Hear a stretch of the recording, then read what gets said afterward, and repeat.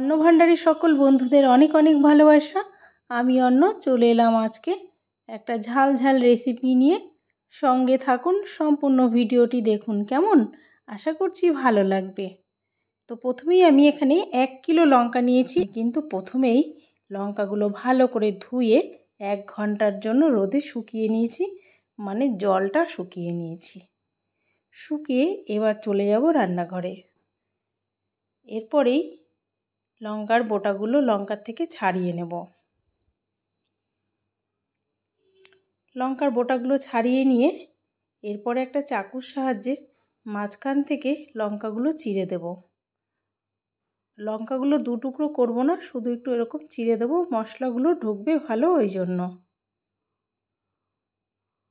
এইভাবে আমি সবগুলো লঙ্কাই মাঝখান থেকে একটু চিড়ে নিয়েছি। এরপরে একটা মশলা তৈরি করব, আচারের যে মশলাটা খুব টেস্টি।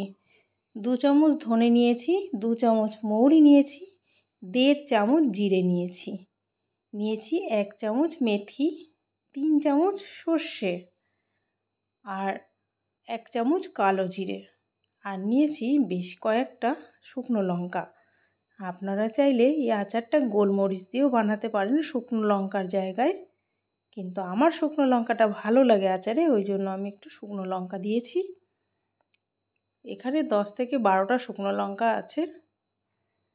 সব ভালো করে ভেজে নিতে হবে, সাবধানে, মশলাটা যেন পুড়ে না যায়। আর আমি এখানে 2 চামচ লবণও দিয়ে দিলাম।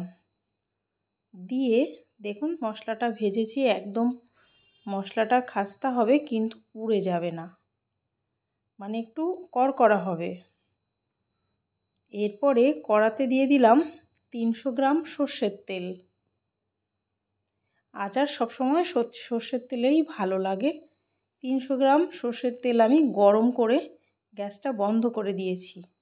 আর এইদিকে যে বয়মে আমি আচারটা রাখবো, এই বয়মটা ধুয়ে আমি আগুনে একটু সেঁকে নিলাম। তারপরে চলে আসলাম মশলাটা রেডি করতে। দেখুন মশলাটা মিক্সিতে আমি রেডি করে নিয়েছি। মিক্সিতে মশলাটা কিন্তু খুব মিহি করিনি, একটু দানা দানা করেছি। একটু দানা দানা রেখেই মশলাটা করতে হবে।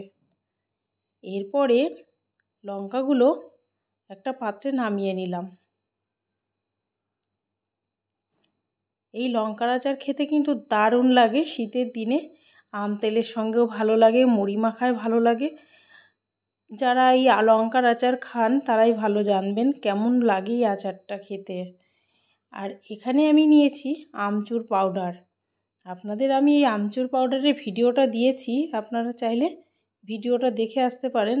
এই আমচুর পাউডারটা কিন্তু দারুণ টেস্টি হয়েছিল। এই আমচুর পাউডার আমি এই লঙ্কার আচারে পুরো বড় চামচের 2 চামচ দিয়ে দিলাম। এই আমচুর দেওয়ার কারণে লঙ্কার আচারটা অনেক টেস্টি হবে। এরপরে দিয়ে দিলাম 1 চামচ হলুদ। 1 চামচ হলুদ দিয়ে এরপরে আমি দিয়ে দেব 1 চামচ বিট লবণ। আমি এই বয়মটাতে বিট লবণ রাখি, এখান থেকে আমি এই বড় চামচের 1 চামচ বিট লবণও দিয়ে দেব। বিট লবণ দেওয়ার কারণে আচারের টেস্টটা কিন্তু আরও অনেক গুণ বেড়ে যায়, তাই না বন্ধুরা? এরপরে আমি দিয়ে দেব 1/2 চামচ জোয়ান। প্রত্যেকটা মশলাই কিন্তু আচারের জন্য অনেক টেস্টি হয়। এরপরে ভাজা মশলাগুলো দিয়ে দিলাম। ভাজা মশলাগুলো দিয়ে এরপরে দিয়ে দেব 1/2 চামচ হিং। প্রতিটা মশলাই কিন্তু আচারের টেস্টি বাড়িয়ে দেবে, অনেক টেস্টি হবে। এরপরে যে তেল আমি গরম করে রেখেছিলাম, সে তেলটা আমি ঠান্ডা করতে দিয়েছিলাম, সেই তেলটাও আমি ঢেলে দিলাম। ঢেলে দিয়ে ভালো করে লঙ্কার সঙ্গে মিশিয়ে নেব। আমি লঙ্কার সঙ্গে তেলটা মেশাচ্ছি, মশলার সঙ্গে দারুণ একটা গন্ধ বেরিয়েছে। এখানে প্রত্যেকটা মশলাই এত টেস্টি, আমচুর পাউডার থেকে শুরু করে প্রত্যেকটা ভাজা মশলাই কিন্তু দারুণ লাগে খেতে। এরপরে যেটা আচার আমাদের দীর্ঘদিন ভালো রাখতে হেল্প করবে সেটা হচ্ছে ভিনিগার। এখানে আমি 4 চামচ ভিনিগার দিয়ে দেব। এই ভিনিগার দিলে কিন্তু আচারের গন্ধটাও খুব সুন্দর আসে আর আচারটা ভালো থাকে। এখানে 4 চামচ ভিনিগার দিয়ে ভালো করে সব কিছু একসঙ্গে মিশিয়ে নেব।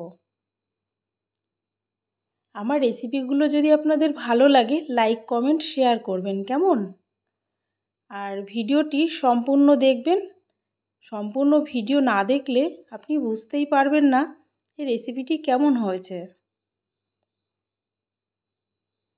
দেখুন এবার এই বয়মে আমি আচারগুলো ঢেলে নেব। এই বয়মে আচারগুলো ঢেলে নিয়ে এরপরে 4 দিন পরে আমি আপনাদের দেখাবো আচারটা কেমন হয়েছে। 4 দিন পরে আচারটা কিন্তু একদম বসে যাবে। দেখুন তখন তো বয়মে ধরছিল না, এখন কতটা বসে গেছে আপনাদের দেখাই। এটা কিন্তু আলু সেদ্ধ, মুড়ি মাখা, ডাল অনেক কিছুর সঙ্গে কিন্তু খুবই ভালো লাগে। যারা আমের আচার যারা এই লঙ্কার আচার খান তারাই জানেন এই আচারটা কতটাই টেস্টি হয়। আমার ভিডিওটি কেমন লাগলো কমেন্ট করবেন কেমন? ভালো থাকবেন, সুস্থ থাকবেন। ফিরে আসছি নতুন কোনো ভিডিও নিয়ে।